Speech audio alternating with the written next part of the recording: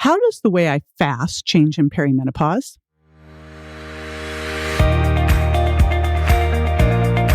This is JJ Virgin, 4-time New York Times bestselling author, celebrity nutrition expert, and fitness Hall of Famer. I've been on a lifelong quest for answers to the toughest health questions. And now I'm sharing what I found with you. Welcome to Ask the Health Expert. Maxine from Facebook asks, how does the way I fast change in perimenopause?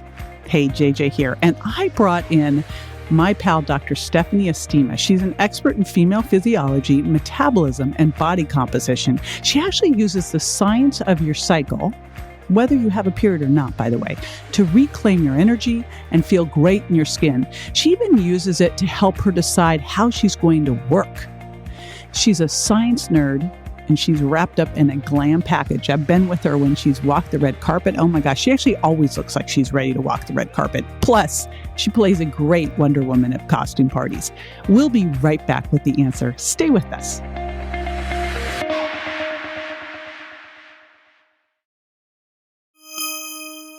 Well, this is maybe one of my favorite topics. I actually started blogging about fasting all the way back in like 2016 when it was just kind of becoming, one of the more premier topics in health and fitness.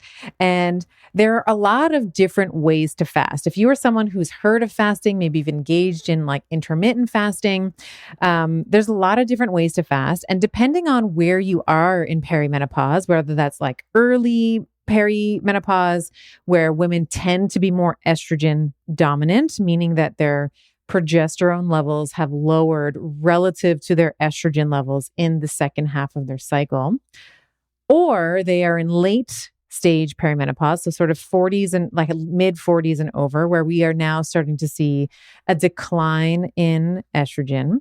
We want to be thinking about different ways to fast to support each of these different hormonal environments. So let's start with early perimenopause first. So when we think about early perimenopause, like I said, your progesterone levels start to decline in your mid 30s. So perimenopause actually kind of starts in your mid 30s, and most women are shocked to hear that, but that's when we started. So when you are sort of in your late 30s, early 40s, you may start noticing in that luteal phase, that second half of your cycle, that you're more irritable, maybe your rings are a little tighter, you're feeling a little bit more bloated, more water retention, sleep disturbances. These are all consistent with an estrogen dominant environment in the luteal phase. So one of the things that we want to do, and estrogen's, golden rule is use it and then lose it. So we want to have estrogen there to do all of her beautiful things, plumping up the cheekbones and, keeping the skin nice and taut. And it's a trophic factor. It helps with muscles and helps with brain volume and all those things. But we also, once we've used the appropriate amount of estrogen, we want to get rid of it. And the way that we do that is through liver detoxification and getting our intestinal health in tip-top shape. So the type of fast that I love for early perimenopausal women is going to be what I call a caloric liquid fast. Meaning, if you're a fasting Puritan, you're going to be turning your nose up to me a little bit here, but you are still consuming calories. There's no, you're not, this is still a model of caloric restriction, but there is calories that are being consumed. It's done in a liquid form. So, for example, Dr. Kellyanne Petrucci's bone broth is a really great example of this. So I actually love to counsel women in early perimenopause to have bone broth. They can have it all day long. So maybe like a 24-hour fast or something. And then the next day they can, or even that evening, they can consume, a full solid meal. And what this does when you're consuming something like bone broth is it allows for the gut to heal. Bone broth is rich in many things, glycine, GAGs. These are all going to help the intestinal lining heal. And what we want, one of the ways that we help clear estrogen is through cleaning up our intestinal health. So caloric liquid fasts, and you can do this for a 24-hour fast. So let's say you have dinner on a Monday night, and then all day Tuesday, you can sip on bone broth, and then you have your dinner on Tuesday night. So you still have a solid meal every day, but you just go for a prolonged period of time, including your sleep, where you're consuming, with your sleep, you won't be consuming anything, but then when you're awake, you're consuming some liquids.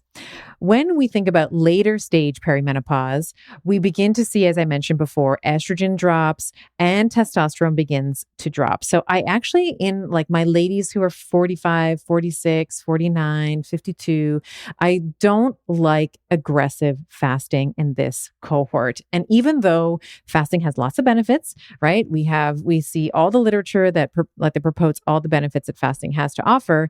At the end of the day, it's a stressor. And we want to be thinking about these women who are about to head into menopause.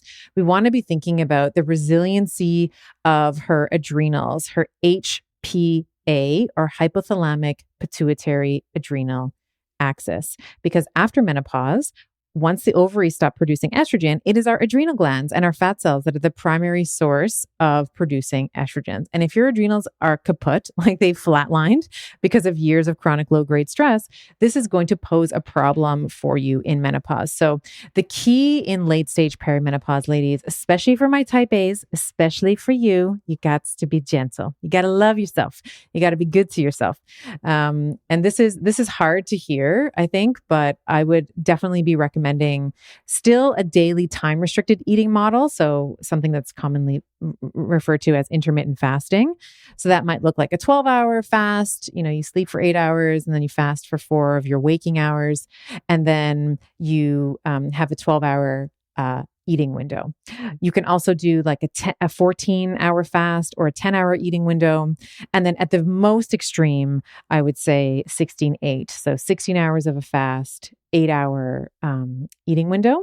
But quite frankly, if you are training every day, and right now, if you are dealing with children who are not in school, like it's all virtual and you have all these different things that you're kind of dealing with, 16-8 might even be a little too aggressive. And I have found that since I have chosen to homeschool my children this year, just based on, world events and all that. But the 16-8 has become too aggressive for me. So I have actually elongated my fasting window to a 14-10. That works really well for me. This is JJ with Ask the Health Expert. I do this 5 times a week, so make sure you never miss a show by going to subscribetojj.com.